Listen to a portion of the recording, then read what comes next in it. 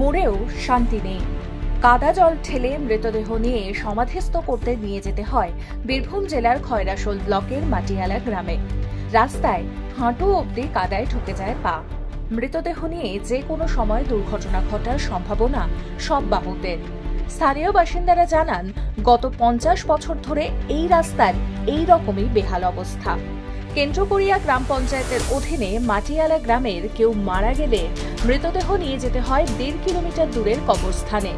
স্থানীয়রা অভিযোগ করছেন, প্রশাসনকে জানিয়ে কোনো সুরাহা হয়নি। আমাদের যতদিন থেকে আমার বয়স হচ্ছে 36 বছর, আমি অতদিন থেকে যাওয়া আসা করছি এখানে।